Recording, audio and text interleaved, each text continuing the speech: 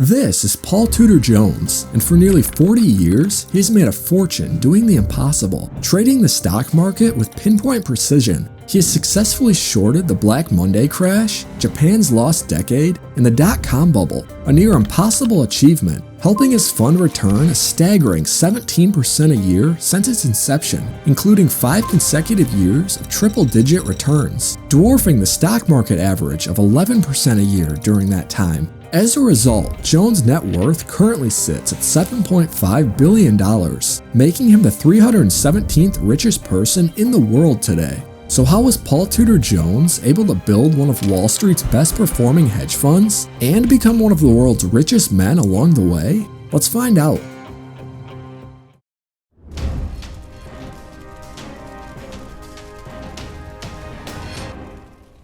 Paul Tudor Jones was born into a wealthy family in Memphis, Tennessee in 1954. Here, his father Jack was a successful transportation lawyer who also ran the family's publication business, which has been family owned and operated for over 125 years. As a result, his family took his education very seriously and enrolled Paul in Memphis University School, a prestigious prep school in Tennessee that has been attended by several notable figures, like the founders of FedEx and AutoZone. From there, Paul moved east to the University of Virginia, where he studied economics. Despite his family's wealth, Paul was forced to pay his way through school, so he wrote for the family's newspaper, giving him valuable experience in communication. During this time, Paul was also on the college's boxing team, where he became a welterweight champion, a sport he grew to love after quitting basketball in 6th grade, thanks to him scoring 0 points all season. Following his graduation in 1976, Jones landed a job at Donovan Enterprises, one of the largest cotton merchants in the world, an industry he knew well, as his grandfather was a cotton merchant while his uncle was a cotton trader.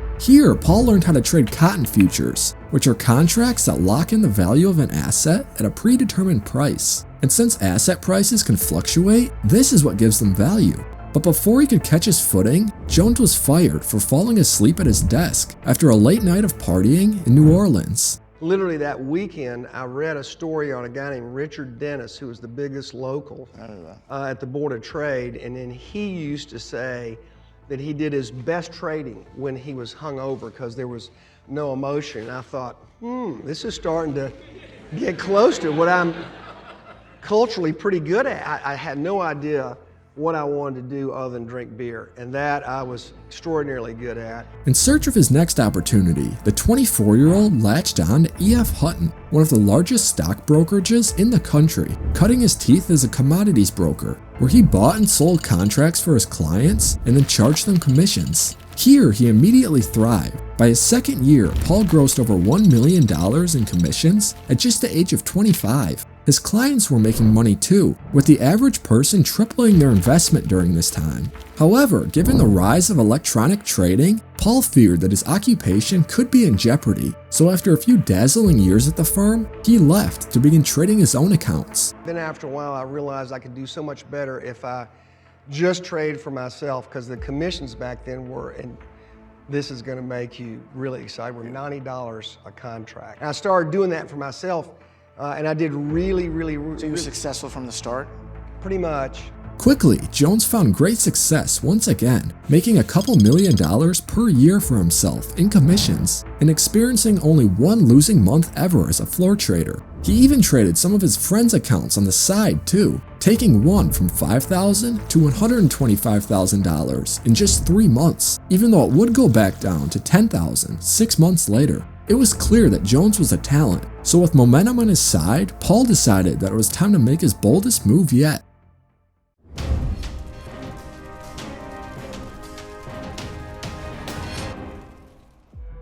Following a successful career in trading, in 1984, Paul decided to transition into a new venture, money management, launching his own fund called Tudor Investment Corporation. After raising $1.5 million from family and friends, as well as a famous trading house, Paul began trading on his own, buying and selling futures in cotton, oil, dollars, and really anything he thought he could make money on. Like right now, I'm watching the currencies, I'm watching crude, I'm watching stocks and bonds. They're all interrelated. The whole world is simply nothing but a big flow chart for capital. He was obsessed, even trading international currencies on the weekend when all of the US exchanges were closed, often resulting in him working 80 hours per week.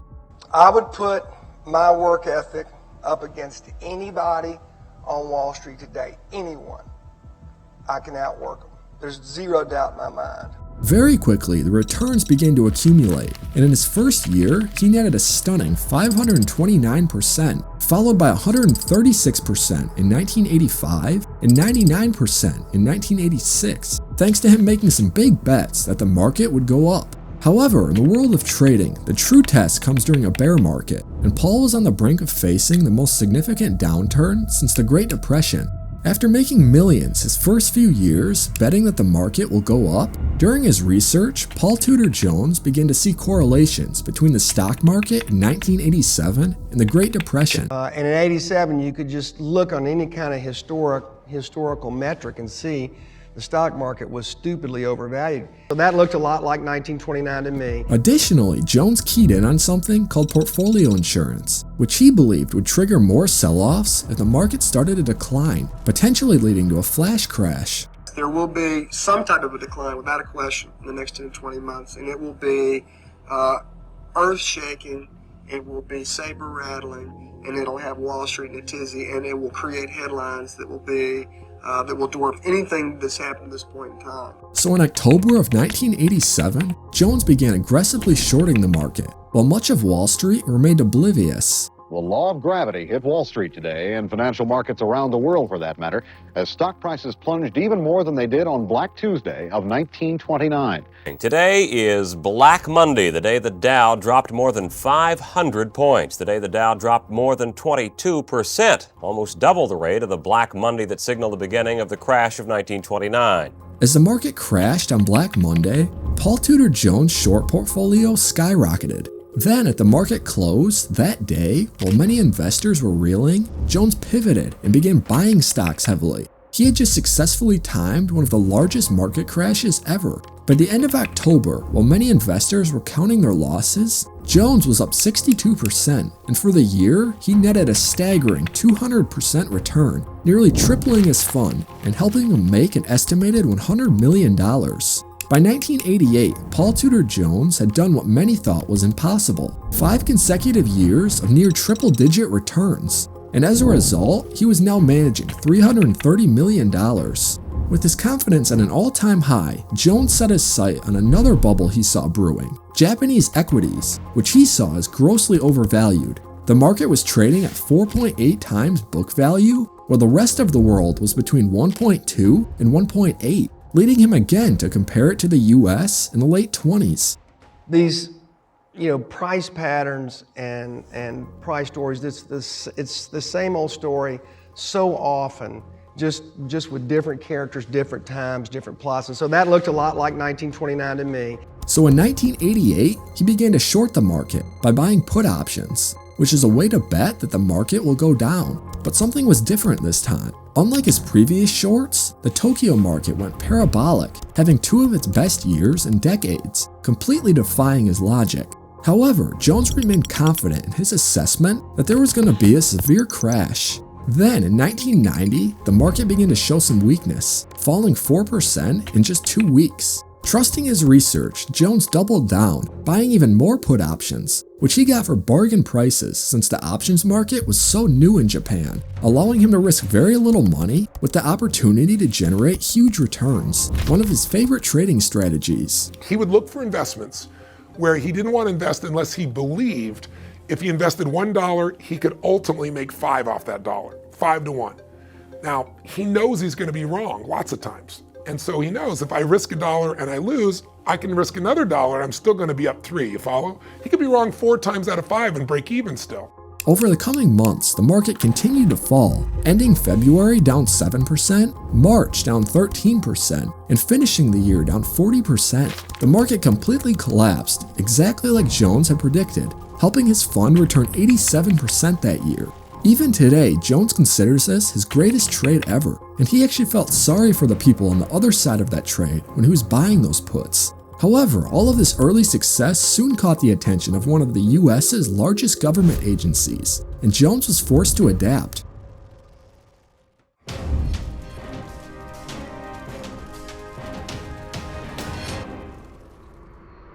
Following successful macro bets in the US and Japan, Paul Tudor Jones's popularity began to skyrocket. He was now managing well over $1 billion, and with more eyeballs on him than ever, the SEC began to take notice. Jones had always feared that he could be an easy target of the government as a prominent trader, even one time receiving a call from a high-ranking official who was very curious, maybe even too curious about his trading.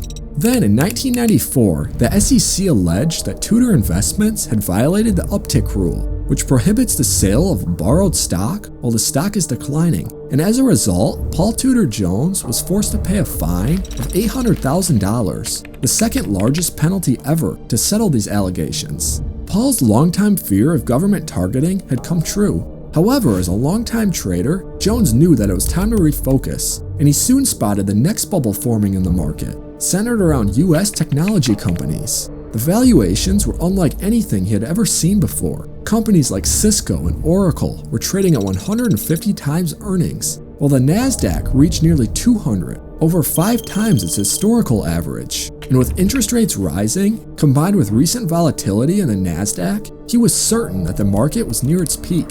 Turning back to his tried and true strategy of betting against bubbles, Paul Tudor Jones began aggressively shorting the NASDAQ, and soon the index started collapsing. eBay is down 6.5%, and really you're seeing just broad-based declines across all of the major technology sectors. Apple's under pressure, Yahoo down 8.5%, Cisco 6.5%, Research in Motion 10%. In the span of a few years, the NASDAQ fell 76% from its peak. Most traders were decimated, but Jones was perfectly positioned. And during the 2 years of the dot-com bubble, his fund returned 48%. He had just successfully timed another market crash. However, a new era of financial challenges was on the horizon, and the legendary trader was about to be pushed to his limits.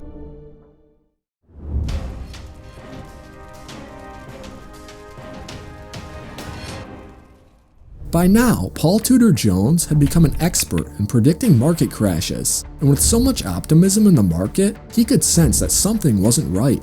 After months of research, Jones concluded that the US was headed towards another major crisis, writing a letter to his employees saying that this is eerily similar to 1987. So he began shorting the market, while simultaneously building a large portfolio of emerging market loans, which paid very high interest to help give his fund exposure to foreign currencies. Given his track record, other traders soon piled into the same trades, driving up the prices. And heading into the fall of 2008, Paul Tudor Jones was already up 7%, while much of the market was down substantially. He seemed to be perfectly positioned once again. But there was a problem. Financials took a big beating, Lehman down almost 20%.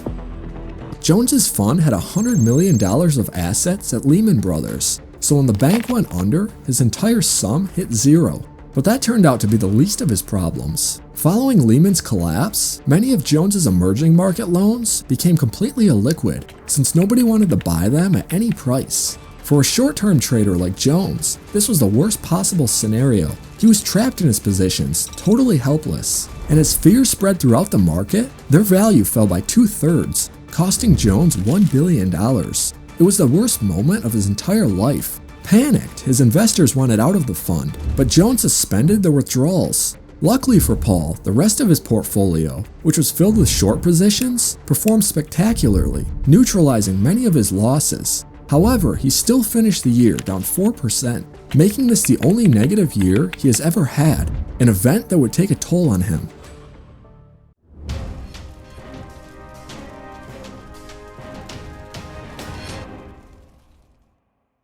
Following the scare of 2008, Paul Tudor Jones has become much more conservative. Due to fewer interest rate and currency moves, which have suppressed volatility, there is now much less opportunity for his style of trading, and as a result, his fund's returns have dimmed. From 2010 to 2012, he had his worst 3-year stretch ever, averaging just 5% a year. And even though he has generated 17% a year for his career, Jones has sparingly hit that number over the past decade.